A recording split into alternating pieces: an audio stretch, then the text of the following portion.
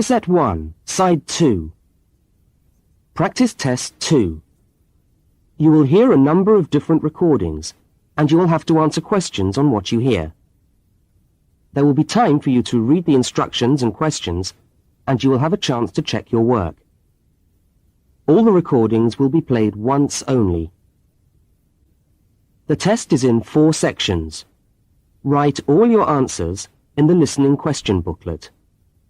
At the end of the test, you will be given 10 minutes to transfer your answers to an answer sheet.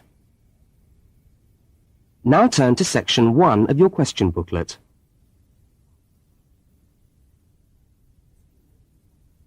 Section 1.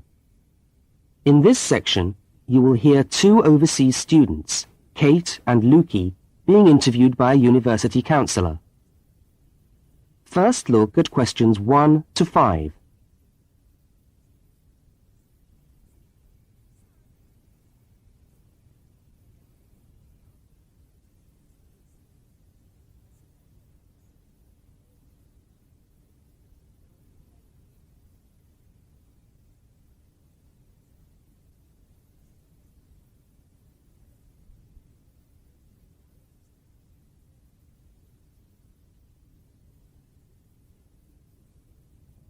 You will see that there is an example which has been done for you.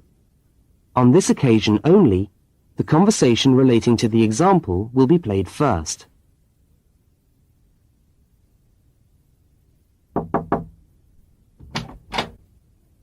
Hi there, Kate. Come on in. How are you today? Fine, thanks. Hi, Lukey. How's things? Okay. Well, as I explained on the phone, I'm a counsellor here at the Student Services section of the university. And I'm interviewing overseas students to help me draw up a guide for new students. So I'd be grateful if you could tell me a little about your time since you've been here in Cambridge. Right. Good idea. Now, Kate, let's start with you. Okay, this is your 2nd semester, isn't it? Could you tell us something about your first impressions of the town when you arrived? Yeah. Well, first of all, I was struck by how quiet it is here in the evening. Kate's first impression of the town is that it is quiet in the evening, so quiet is the answer. Now we shall begin. You should answer the questions as you listen, because you will not hear the recording a second time. Now listen to the first interview with Kate and complete the notes by filling in the numbered spaces 1 to 5.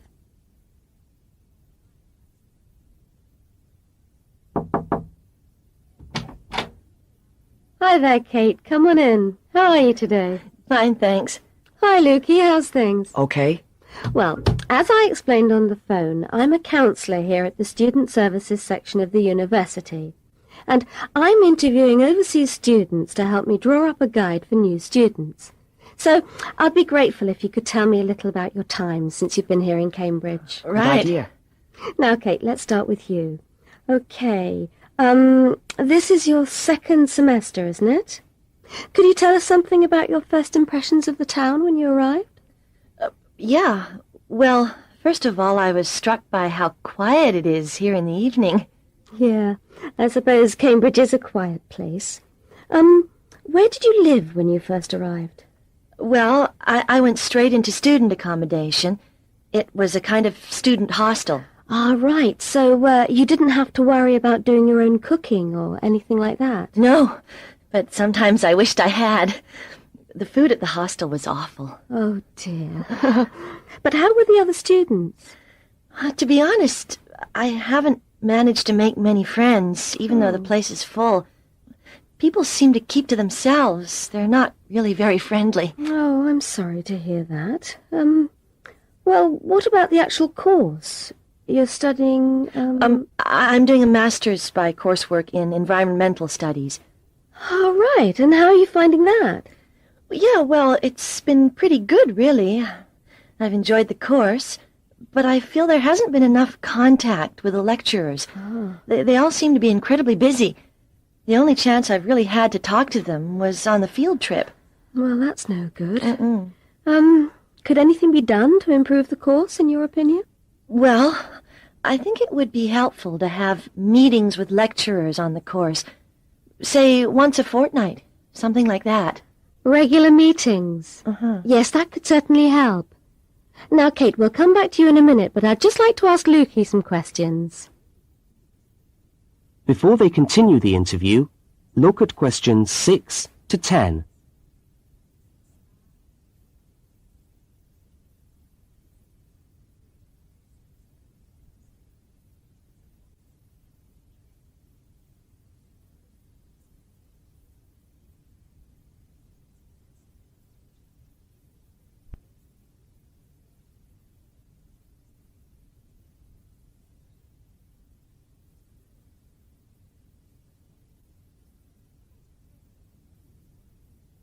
As you listen to the rest of the interview, complete the notes.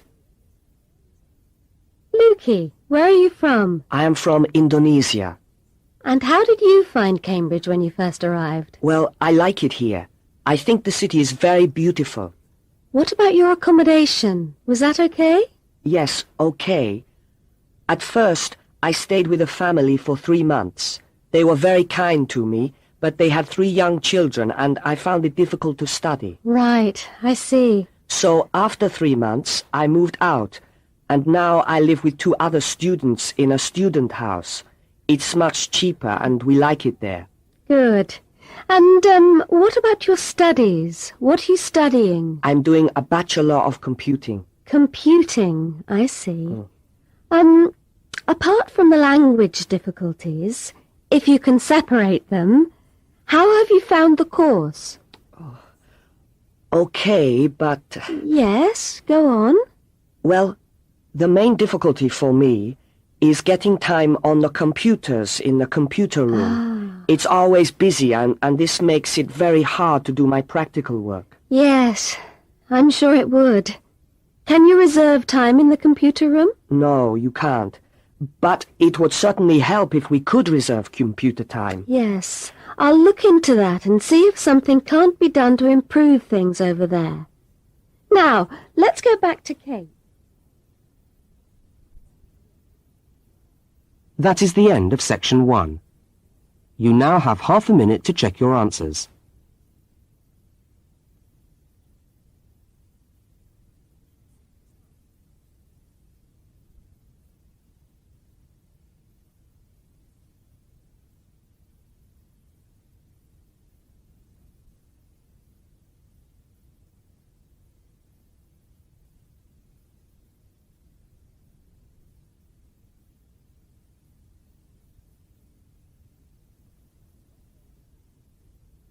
Now turn to section 2.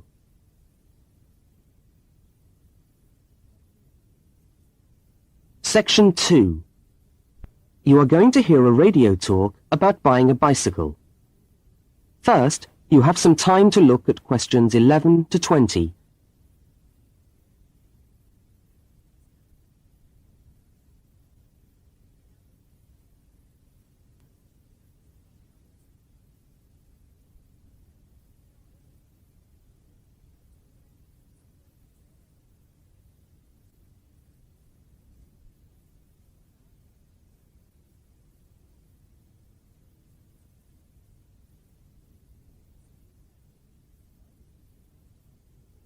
Now listen to the first part of the talk and complete the notes by filling in the numbered spaces 11 to 20.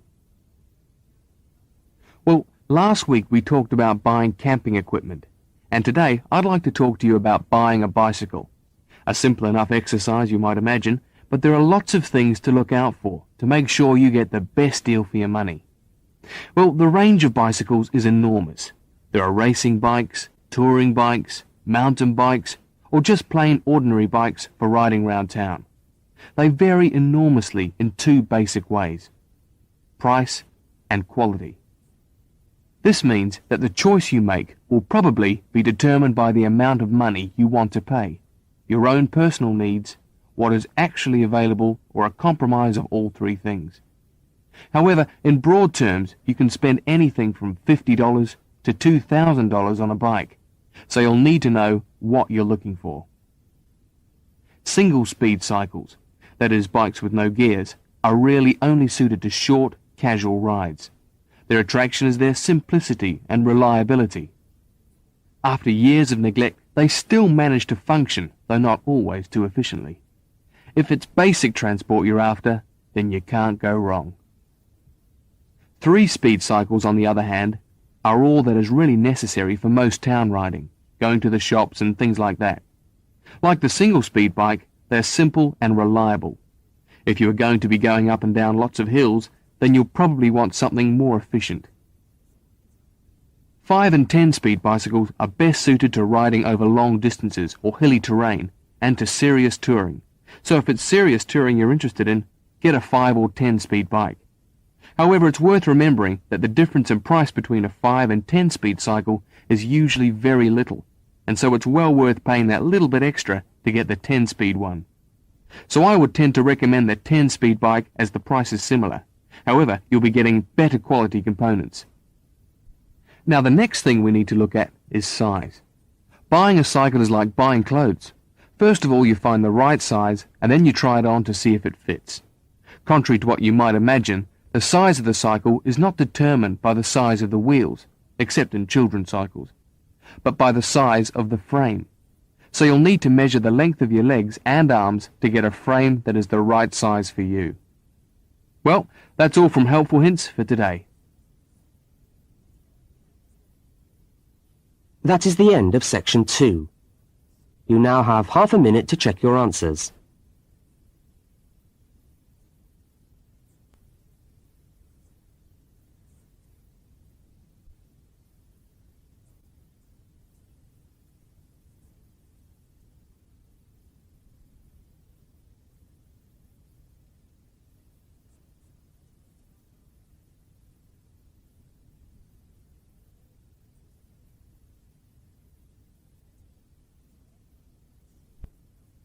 Now turn to section 3.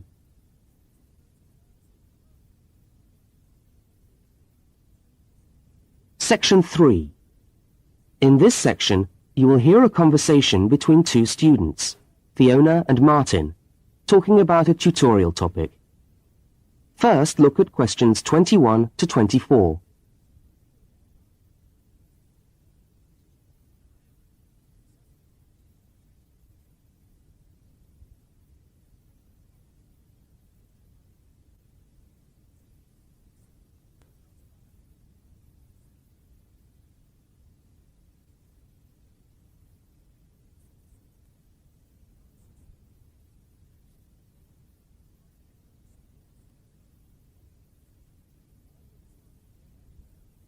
Now listen and answer questions 21 to 24. Hi there, Martin. How are you going with your Australian Studies tutorial paper? Oh, good. I finished it, actually. Lucky you. What did you do it on? I'm still trying to find an interesting topic. Well, after some consideration, I decided to look at the history of banana growing in Australia. Banana growing? Yeah, banana growing. Fascinating, I'm sure. Well, it's not as boring as you'd think. And I wanted to tie it into the work I've been doing on primary industries and the economy. Anyway, I bet there are a few things you didn't know about bananas. Such as? Such as the fact that bananas were among the first plants ever to be domesticated. Oh, really? Yeah, they're an extremely nourishing food. I suppose you're going to tell me the whole history of banana growing now, aren't you? Well, it'll be a good practice run for my tutorial next week. I'll do the same for you sometime. Okay, fire away. So where were these bananas first domesticated? According to my research, the Cavendish banana, which is a type of banana, and the first type to be cultivated here, actually originated in China, but they had a fairly roundabout route before they got to Australia. You mean they didn't go straight from China to Australia? No, they didn't. It seems that in 1826, bananas were taken from South China to England. I suppose they'd have made a welcome addition to the English diet. Yes, I'm sure. Well, apparently there was an English duke who was particularly fond of bananas, and he used to cultivate them in his hothouse, which is where you have to grow them in England, of course, because of the cool climate. And they became quite popular in the UK. So he was the one responsible for cultivating the Cavendish banana, which was then introduced into Australia. I see, and we've been growing them ever since. Yeah. Now look at questions 25 to 32.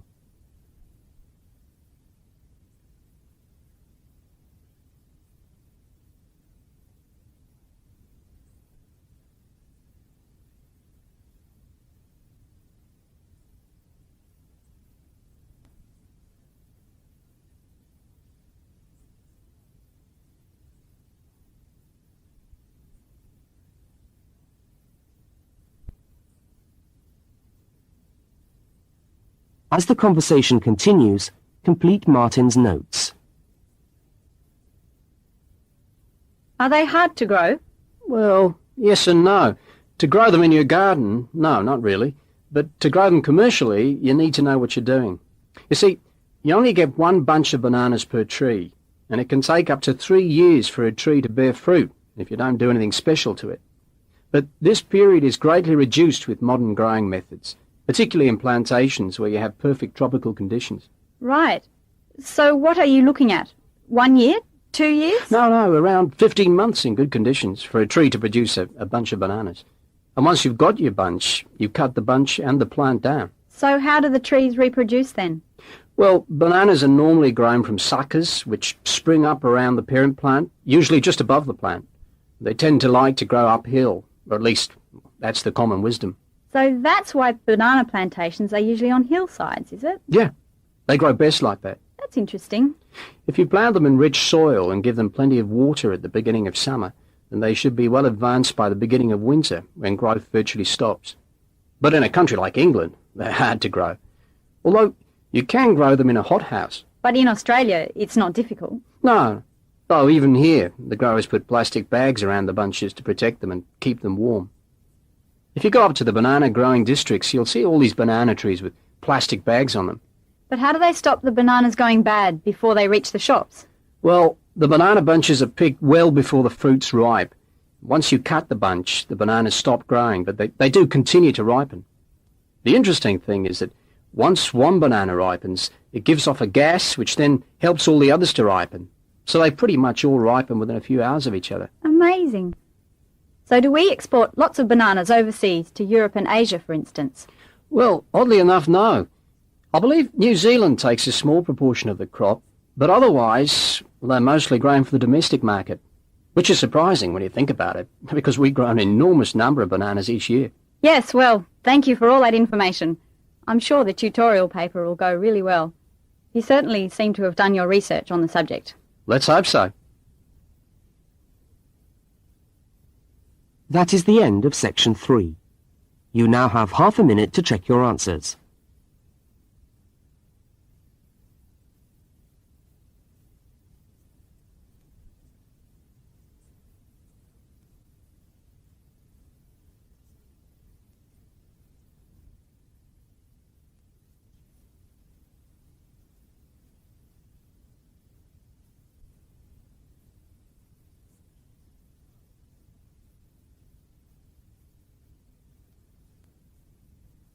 Now turn to section 4.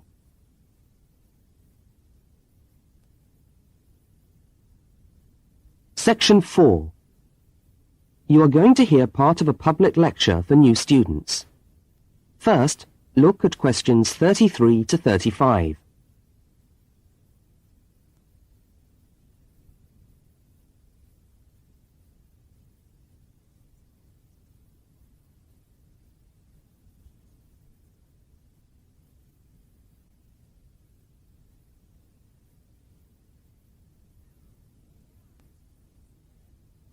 Now listen and answer questions 33 to 35.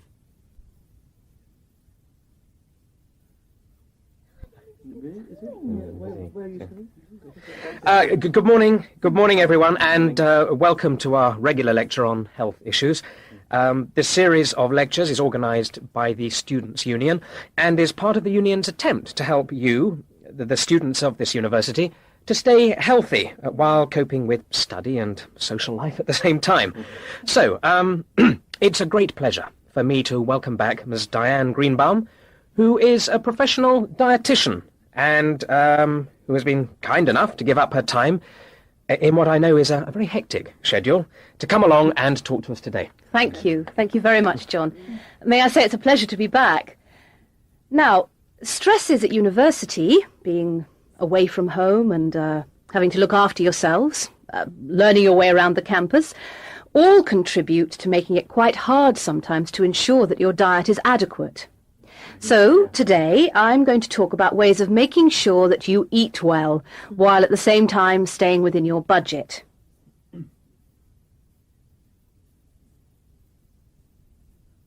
Now look at questions 36 to 41.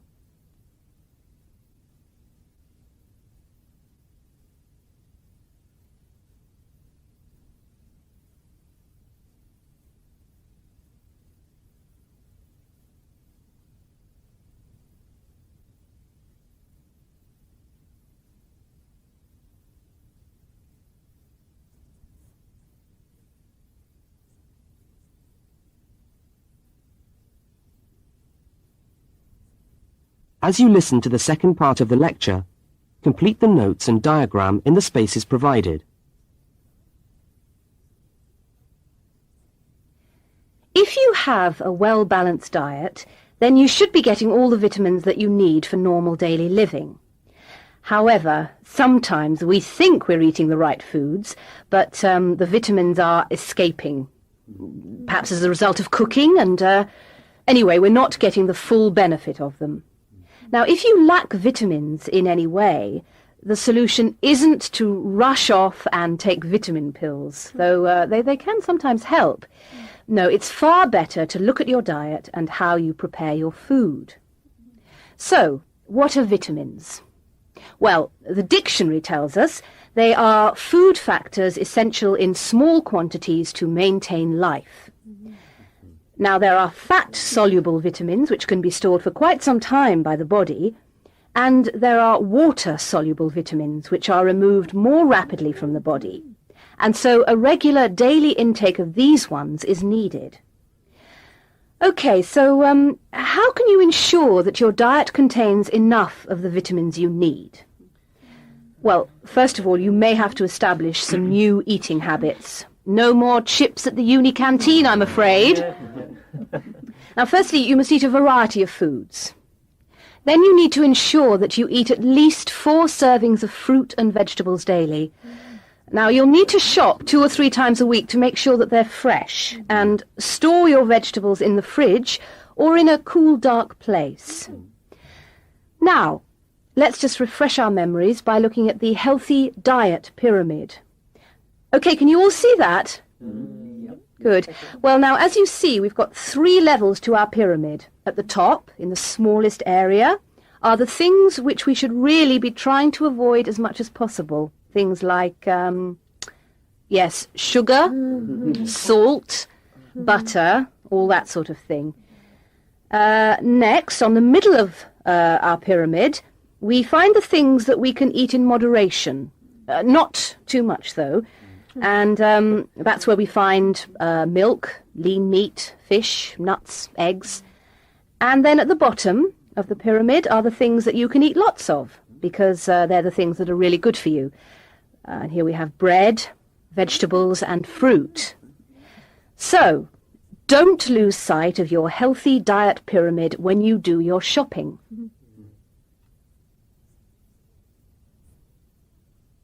That is the end of section 4. You now have half a minute to check your answers.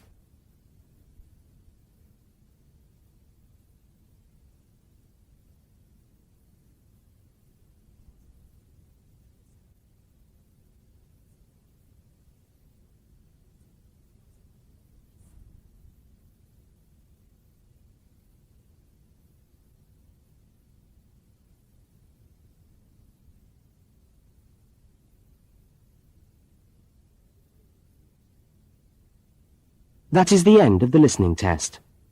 You now have 10 minutes to transfer your answers to the listening answer sheet.